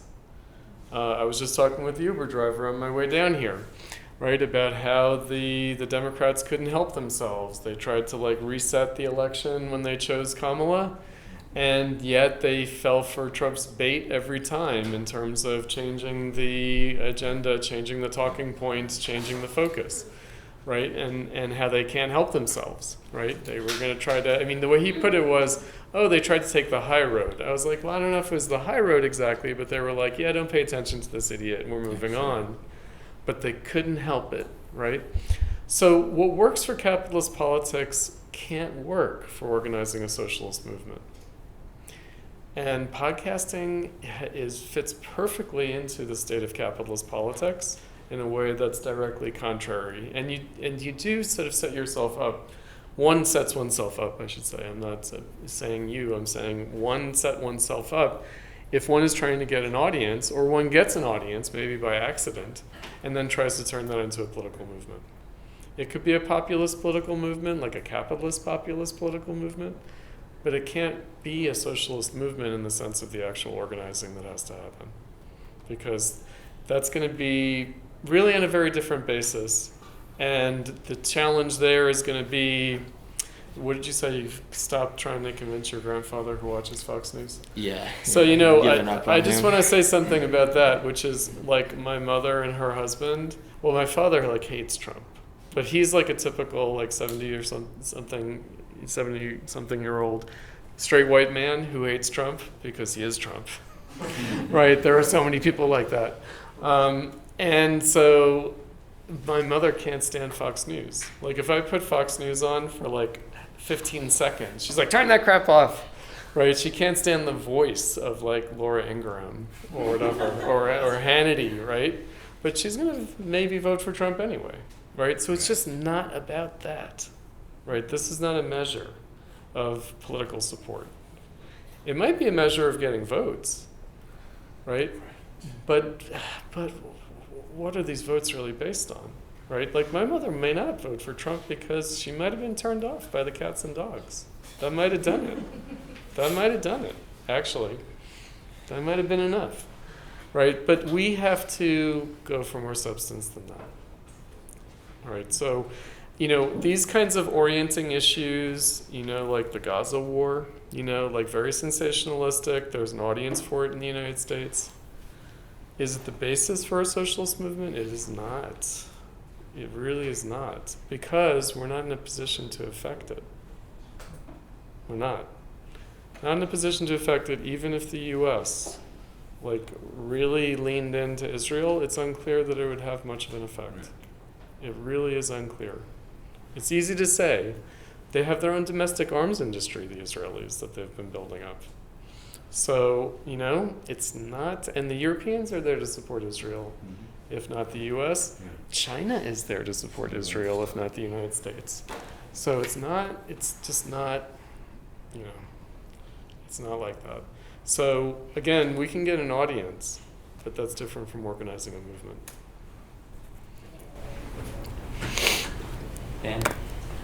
Yeah, I wanted to come back to this question of like the movement and the party, to try to give an account of the last 20 years. I think, Eddie, your political history is interesting. You said you voted for Jill Stein, then you campaigned for Bernie Sanders, and now you're open to speaking to Trump supporters insofar as they might be workers that might join your cause in the future. Is that about right? Yeah, I've always been open. I mean, one of my main critiques of the Bernie campaign was they kept sending me to these rich-ass liberal neighborhoods where people would have like 3-car garages, and I'm like, let me go talk to the Republicans in the trailer park. Like, this is stupid. But they were registered Democrats, so that's what the, you know, and I feel like that strategy was a huge failure because we're preaching to the middle class instead of the working class. Especially in 2020. So what happened Yeah. in the intervening years? Like, it seems like most of you all think that the elections sometimes can be a bit of a distraction from what actually working towards a socialist movement might look like. And there was an agreement between Jorge and Eddie that there's this Democratic Party co-optation, right? Like OWS happened, Occupy happened, George Floyd, and then co-optation. And, or maybe also 2006, Day Without Immigrant, and then Democratic Party co-optation. And as someone that's old enough to have been at these moments, I feel like something that isn't given an account for is how already within these movements, they were just ripe for the leadership of the Democratic Party. So I think that my young students, I teach here at the university, like those that are interested in politics are just so tired of the millennials telling them the Democratic Party co-opted what we were trying to do. And I think it's dishonest, right? It's dishonest because the left constantly doesn't account, like doesn't take responsibility for what happened. And so I was curious, Eddie, specifically about like the intervening years between, you know, Jill Stein, Bernie Sanders, and this moment now. Like what has happened? What failed? Was it just the case that they were just mired in the Democratic Party, or do we have anything else to tell our young students about any lessons that we've learned over the last decade? And yeah, similarly to Jorge, what is it that you think that we can account for over the course of maybe the last 2 decades that we think is important for students that might be trying again and feel rather cynical about doing this cycle of transformation? And last, just to return to Clay's question about the rank and file strategy, because Eddie, you said that, you know, now it's the time that people need to go to the workers, need to speak to the workers, like who's doing it. And it does sound a lot like the Socialist Workers' Party. It sounds a lot like this rank and file strategy that happened in the 1970s. So what was learned then? Like, why would it be different now? Why would anything be different now? That's a really good question. I think one of the huge problems, I mean, just speaking from my personal experience in the Bernie campaign, was opportunism. Like, there were so many people who I thought were really, really dedicated to the cause because they wanted things like Medicare for all, who after the campaign just went ahead and worked for Joe Biden and, you know, they wanted to be Democratic staffers the whole time, and this was just a resume builder for them. And I remember being so hurt by that because I got offered a job with the Biden campaign, and I laughed in their face like, hell no, there's no chance. And then to see all these people who had been my higher-ups working for them, I'm like, oh, they really didn't care about healthcare. They just wanted this as a resume builder. So, I mean, opportunism's a big thing. You need a really competent and really dedicated core group of people. And I think this is the common trend you see in any successful revolution throughout history. You had really competent people who deeply cared, people who, you know, and this might sound corny, but like, you know, character is really what politics comes down to. You know, it's being intelligent enough to see through the lies, but then once you see through the lies, what are you going to do about it, right? You can see through the lies and be like, well, I'm just going to sell out and be an opportunist because the world we live in is messed up, right? You need a competent and organized and well-educated group of people who are really dedicated to this shit and who are willing to dedicate their, like, I will die for the American Communist Party. I don't know if people understand. I will sacrifice my life 100%. I'll live in solitary confinement for the rest of my life. And this is, you know, not to put myself up on a pedestal, but this is the attitude that we all have in the executive board. I lost my job. I was fired from the university. They threw me out of this place. This is my first time being back in a university since, you know, for my politics, because people were organizing letter campaigns to demand that they fire a communist. Oh boy. I've sacrificed, you know, enough for this already, but I don't care because I would rather die than live in a system where my tax dollars are being sent to kill babies. And honestly, I think that's what we need, is people who are willing to put their lives on the line and put their careers on the line for this. Because there's everybody in our system sees the system is messed up. They see it's not working. Only 17% of people in this country support Congress, and 80% of us are drowning in debt. But do you have the character to actually stand up and do something about it and say, no, this is wrong, and do the hard work of organizing, even when it, you know, it looks like right now, you know, that any kind of revolutionary change is far off. You know, there are weeks when decades happen and decades where weeks happen. To use another quote from Lenin in 1917 that's still relevant today, because there are a lot of them.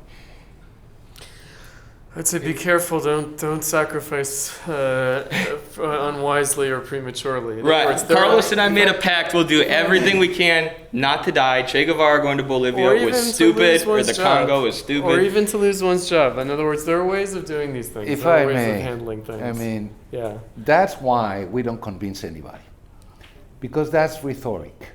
You believe it? Yeah, I believed it when I was 20. I thought I was going to die before I was 25. I was in jail several times. I was tortured. I was a political prisoner. I went up to the mountains, and I didn't convince anybody.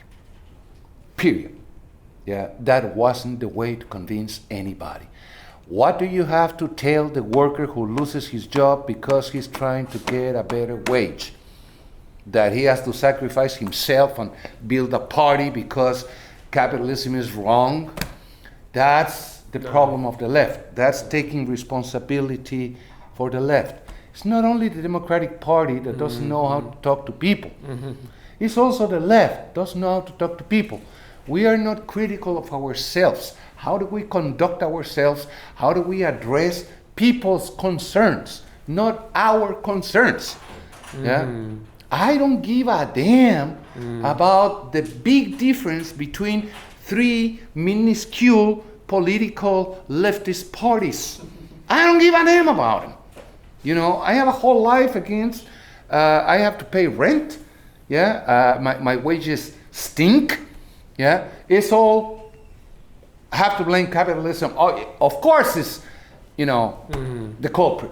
But I'm not going to talk to workers about bad capitalism versus liberalism versus, you know, the failure of Bernie Sanders. Come on, that's why we don't convince anybody. Yeah, I didn't have to talk about Marx and Lenin yesterday when I addressed 175 workers. I just told them what Project 2025 is. And I let them convince themselves.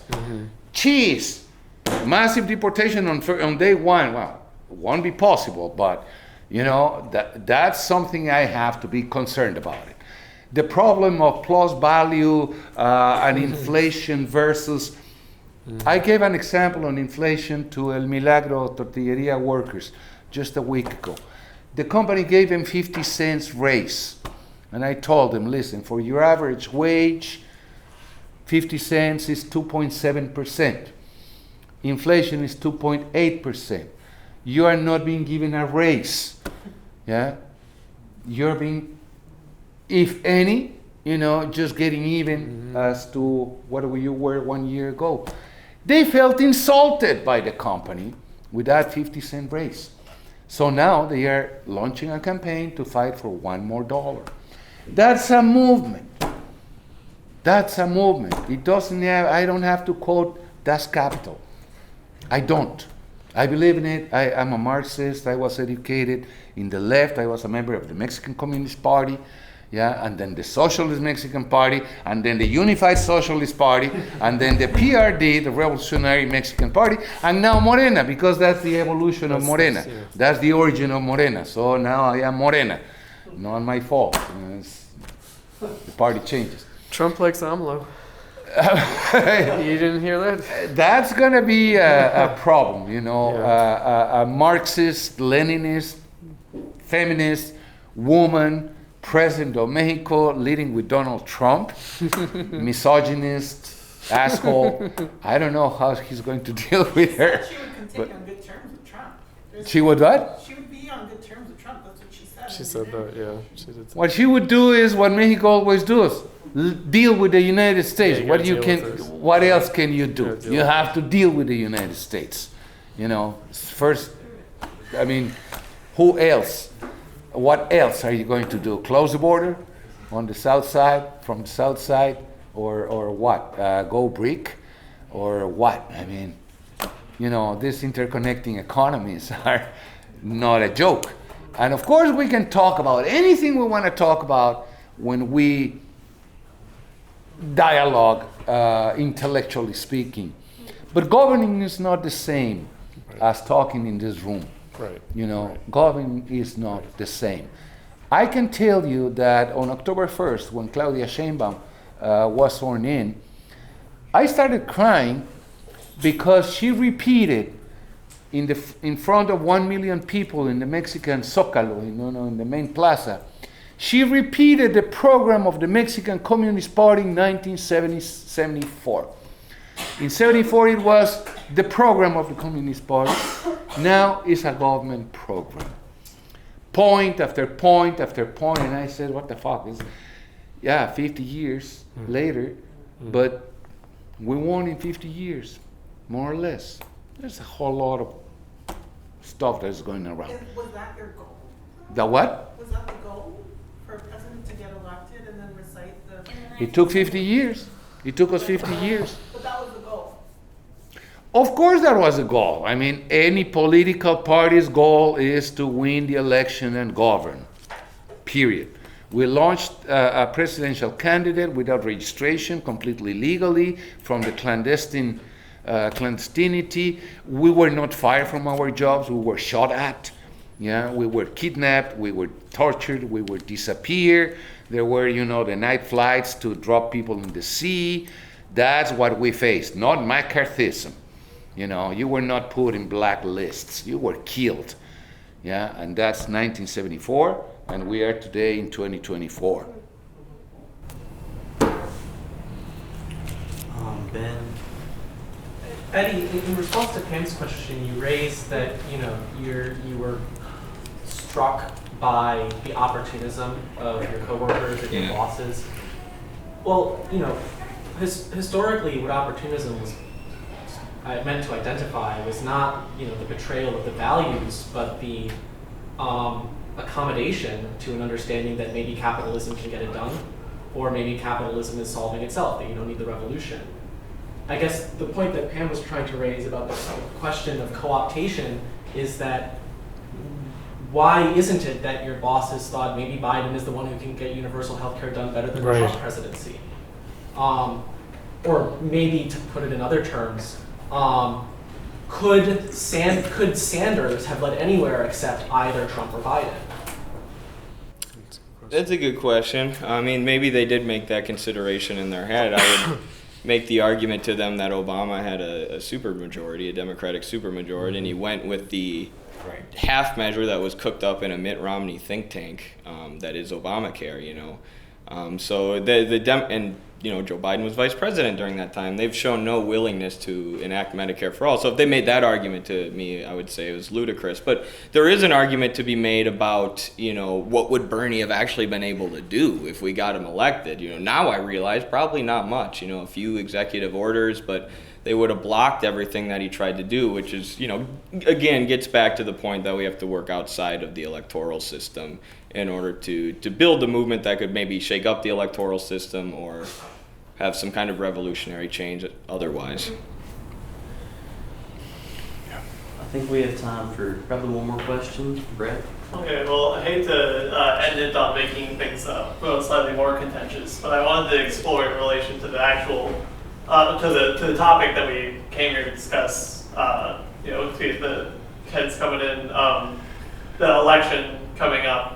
And, well, it sounded like there was some agreement. Jorge, it seems like you come at it from a much more, one might say, pragmatic respect, and also a more generous towards electoralism in general respect. I mean, coming from Mexico, where you actually just did have a major electoral victory, and working with union organizing on the ground, where you've seen the difference in different administrations towards people's capability to organize in the short and long term.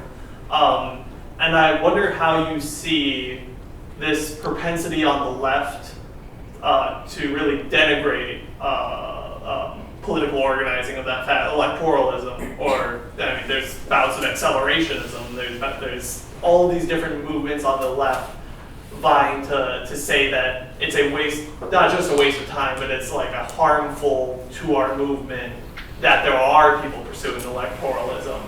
And I wonder how you see that, and what you see as a solution to that, if that is really a problem. No, not at all. I mean, I ran against a right-wing Democratic congressman in 2009? 2009, something like that, to make a point, not to win. It was impossible to win, but to make a point. That was a Mexican immigrant running for U.S. Congress. Not a Mexican-American, a Mexican born in Mexico.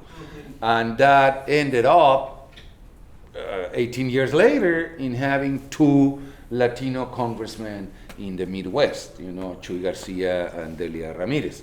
So it worked somehow. I ran for city council in Chicago as an open socialist when the socialist word had not been heard in the city of Chicago like in 55 years, you know, and I, of course, I didn't win. But the next year, Bernie Sanders ran, and Bernie Sanders won against Hillary Clinton in my ward, in the 25th ward. So I made a point. You can participate in elections, of course, yeah, but what's the intention of participating in elections? You really think you're going to be winning, and if you win, you're right. What are you going to do? You're right. We elect 3 Morena members to City Council of Chicago. What the heck they are going to do? I don't know. Vote against all the time against the major. I don't know. It's true. So what's the point of running? What's your objective? If it's only a propaganda campaign, is to make a point, is to advance something, is what? I mean, twice I ran and it was mostly ideological, propagandistic campaigns. Yeah. Now, if you really believe that you can win a majority in city council in the city of Chicago, well, then start running candidates 2 by 2 by 2 in each precinct. Forget about dispersing in 50 wards. You know, run everybody, all the left, go to one particular ward and win there, and then win the next one, and then win the next one. I mean, eventually, in 50 years, more or less, you can win something. So you have to be clear on the objective of participating in the election system. I think, you know, what's exactly the purpose of running in an election. I'm glad you figured out the ACP electoral strategy. I'm glad you figured out the ACP electoral strategy. I mean, I would say about the election, you know, there are 2 sides of it. One is that the left pretends to be more than it is, meaning it is sort of a fringe on the capitalist parties and on the Democratic Party. So the electoral cycle does affect things. Now, that's the negative side of it. The positive side of it is that it focuses one's attention, right? And you know, it's a possibility for exposing the system, right? There is that aspect, and whether it's intentionally or not, I do think that something about the Democratic Party was exposed in the 2016 Bernie campaign, the skullduggery, right? It's where a lot of the Russia collusion hoax came from. It came from the idea that the Democratic Party had been hacked by Russia. Turns out probably not, right? I don't know if, you know, I feel like it's 8 years ago. And I'm reviewing Christopher Steele's book right now. They sent it to me. There were a bunch of arrests made, you know, from the Russian investigation. Like there were, but with the DNC hack in particular? I don't know. Yeah, so that's the thing. So Hillary was embarrassed by the exposure of the dirty tricks against Bernie. And that was seen as somehow helping Donald Trump and also being the fault of Russia. And so, you know, I mean, there's also a lot of like, you know, they engage in a kind of a demagoguery, and then they kind of commit themselves to standing by the demagoguery. Like, I feel like some piece of the puzzle of the Ukraine war is that they think they're defeating Trump in Ukraine, the Democrats. They think they're fighting Trump in Ukraine. You know, it's like that. There is a delusional character to it, and there's also a kind of a means-ends reversal involved, right? Which is that you want to like stand for the deep state. The deep state, you know, has its prerogatives, etc. You were going to say? Well, I just am curious. I haven't looked into Project 2025 super deeply, but I know Trump says he doesn't support it. Right. Can we be sure that this isn't just the new Russiagate from the liberal media in order to attack Trump? Or is this really Trump's policy platform going forward? Is there evidence of that? Because everything I've seen from him is him trying to distance himself from it. Well, it's not his policy program, but it is some kind of a resource for the Republicans. It's written by his team. Yeah, same. There's crossover. But you know, Trump is one of these people who, what did he say about Steve Bannon? I'm my own strategist. Yeah. Right, which is true, right? Steve Bannon was a Ted Cruz guy. He wasn't a Trump guy. And Trump didn't represent the Tea Party or the Ted Cruz faction of the Republican Party. So there's that. So, of course, it's guilt by association. They do it, right? Like, both parties do it, right? Kamala is supposedly a Black Lives Matter, defund the police, like, activist or whatever. Both sides do it. So that's just par for the course. I wouldn't put it in the Russiagate, because I think the Russiagate thing, the Russia collusion hoax thing, actually was more destructive, was more dangerous, I agree. was much more problematic. Definitely. And even people who are otherwise in the Democratic Party complained about it. Is it the dude who teaches at the University of Chicago? Who's the professor who wrote the article for The Nation? He said, it wasn't Mearsheimer, no. It was... Gopal. No, it wasn't Gopal. It wasn't. It's Stephen Cohen. He's like a Russian historian. The dangers of excessive anti-Russia, ism, around the 2016 election. He was basically saying that the U.S. was talking itself into a position that would lock it in terms of hostility towards Russia. That was not a good idea. So, again, I feel like, okay, it's been 8 years. Children, this is like before you were born. No, it's not before you were born. It's before you were paying attention. All you've known is Trump. That's shocking to me, that we're at that place now, that all you've ever known is elections with Trump, and this might be your first election. It's a little bit sobering, a little bit daunting. So it is important for us to remember 4 years ago, 8 years ago, it's important. And the deep state thing is a real thing. It is a real thing. It is a real thing. They don't like him. They don't like him. And they do expect the politicians to take their recommendations. They do, right? There is a question of civilian authority over the permanent bureaucracy. There's a real problem there. Right now, of course, Trump has opened a Pandora's box with that, right? And he certainly didn't mean to, but it has happened.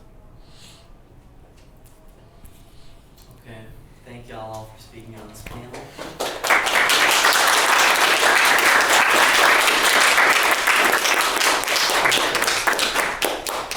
Thanks, guys. Nice to meet you.